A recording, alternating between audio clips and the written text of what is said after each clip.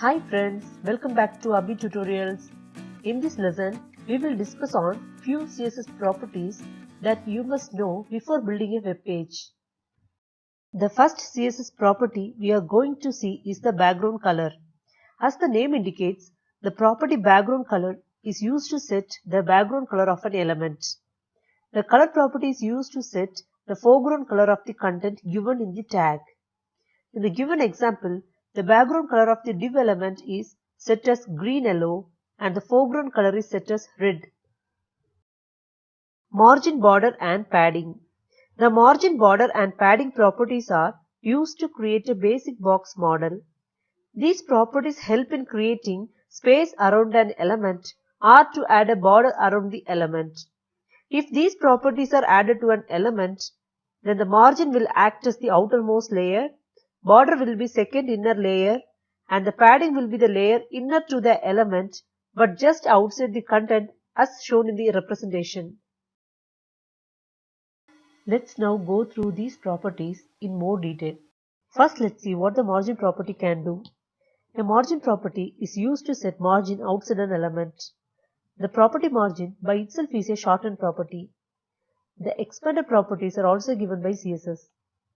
The expanded set of margin properties are margin top, margin right, margin bottom and margin left respectively. You can use either margin shortened or the expanded properties as per your requirement. The expanded margin properties are straightforward and can take only one value.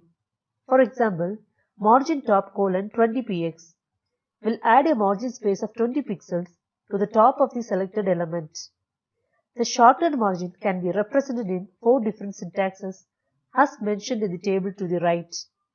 If you look into the first syntax example given, the margin property takes 4 values which are in the order top, right, bottom and left respectively.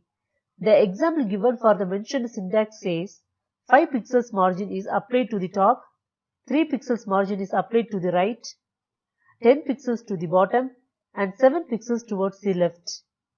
As per the second syntax, the margin property takes in 3 values.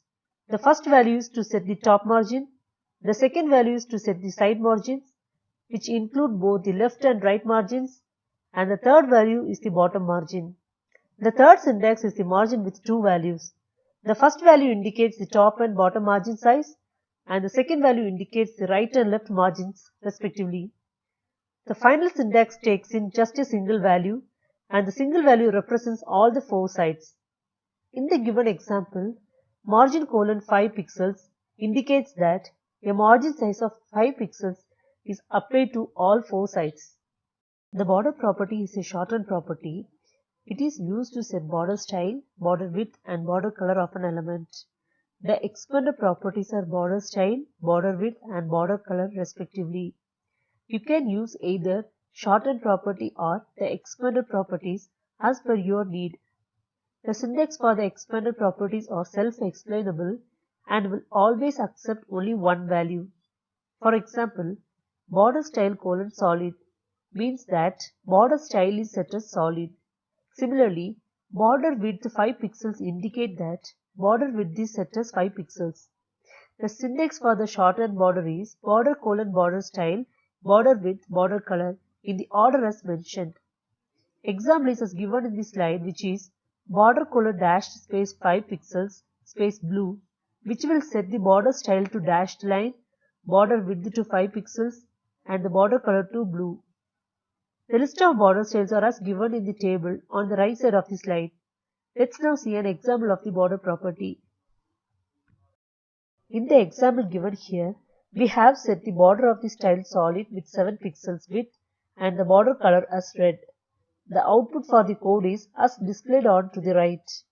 Let's now move to the other border properties.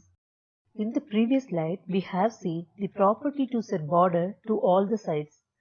In this slide, we have a list of properties that will selectively add borders as per the specified side mentioned in the property name. For example, the property border top will add a border only to the top of the element. Sample outputs are given in the right side of the slide. Have a look in these properties as a reference. The border radius property is used to add a curved border to the HTML element. Like the border property, the border radius property also has shorthand syntax. The corner directions start from top left corner and should follow a clockwise direction as depicted in the image. A list of border radius syntaxes are mentioned in the table to the right of the slide. Given here are examples of 4 different shorthand syntaxes for the border radius property. The padding property is used to add space in between the HTML element's border as displayed in the representation image. Similar to the margin property, the padding also has its shorthand property where it can accept from 1 value to 4 values. Providing a single value to the padding property will set the same padding size to all 4 sides, whereas you can control the padding size of each side selectively following the shorthand syntax as given in the table. The order in which padding is set is similar to the margin property, which is top, right, bottom and left. Let's now look into the expanded properties for padding. In the previous slide, we have seen the property to set padding using the padding shortcut. In this slide, we have a list of properties that will selectively add padding as per the specified site mentioned in the property name. The property names are self-explainable. For example, padding top is 20 pixels will add a space of 20 pixels between the element border and the content.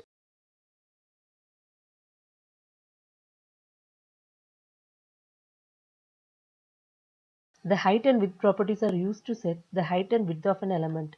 For example, here we have set the height and width of the div element to 300px and 300px. The output will be in the form of a square as mentioned here. There are multiple font properties. We are going to look into the font size and the font family properties. As the name indicates, the font size is used to set the size of the font. As per the example 1 given here, the font size will be set to 20 pixels to the text in the body tag. In the second example, font size is 2rem means that font size will be set 2 times the font size of the root element. Rem is a relative sizing based on the font size of the root element. Root element here is the body tag. Here, since the font size of the body tag is set as 20 pixels, 2rem will be the 40 pixels and 3rem will be 60 pixels respectively. And font family is used to set font to the specific element. The syntax of the font family can accept a list of fonts separated by space as given in the example. As per the example, the browser will try to pick the first font given. Here it will try to pick the Times New Roman font. If it's not available, it will pick the second font, which is Arial. If it is not available as well, then it picks the third font and so forth. In the previous lesson, we have seen 2 types of elements in HTML based on the display property. They are block element and inline element. As per HTML, the block elements occupy the entire page width or the entire width of the parent element. The inline element consumes only the space which is needed for its content. We also have seen the examples of block elements and inline elements. Say h1 to h6 tags, div tag, p tag, etc. are block elements and span tag, b tag, I tag, etc. are inline elements. Using CSS, we can convert a block element to an inline element and an inline element to a block element. This can be achieved using the CSS display property. There are various types of display property, but we are going to look into a few of them here. Display inline and block. As the name suggests, these display property can change any HTML element to either inline or block irrespective of whether the HTML element's display property. For example, by default, the display property of the div tag is block. You can set the div tag to be displayed as an inline element by adding the display property of inline to it. In a normal scenario, a span element will be inline and a div will be a block element. But if you see here, in the example, we have changed the default display property of the span tag from inline to block by using the display property value to block. And we have also changed the default display property of div tag from block to inline. One more thing to note here is that even though we have set the width and height to the div element, it has not picked the corresponding width and height since the display type is set to inline. Sometimes we need an element with the height and width properties similar to a block element. Also we may require the elements to be placed horizontally next to each other like the inline element. In such cases, we will have to use the inline block as the display property. As per the given example, the div element is given the display property of inline block. So what happened here is that it will accept the height and width properties similar to any block element, but it will not occupy the entire page width. Display none is used to remove or hide an element from the page. Flex is used to create a single dimensional flexible layout. To create a flex, you will have to create one parent element with a display set as flex and place rest of the child elements within the parent element. As per the example given here, the parent element is given the display property flex, due to which the child elements are placed in flexible manner within the parent element. By default, the parent flex will align the children in row format. However, we can change this to column format by adding another property to the parent flex called flex direction.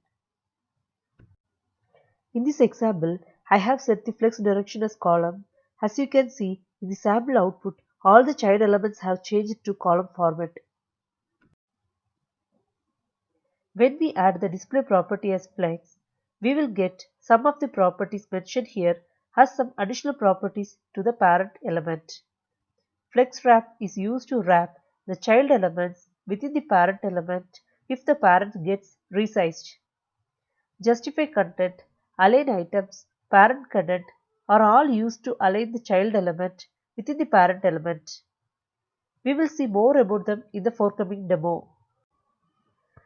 The flex layout is used to create a single dimensional array of items. If we need to create a two-dimensional array of child items, we will have to use a grid. The grid will help you in designing a proper web page with less effort. Similar to flex, you will have to create one parent element with a display set as grid and place rest of the child elements within the parent element. The child elements will then become the grid items. If you set the display property of an element as grid, then certain additional properties will be activated in that element, such as grid template column and grid template rows. In the example given here, for the grid template columns, we'll add two columns of size 300px and 600px within the parent grid and align the child elements within the two columns.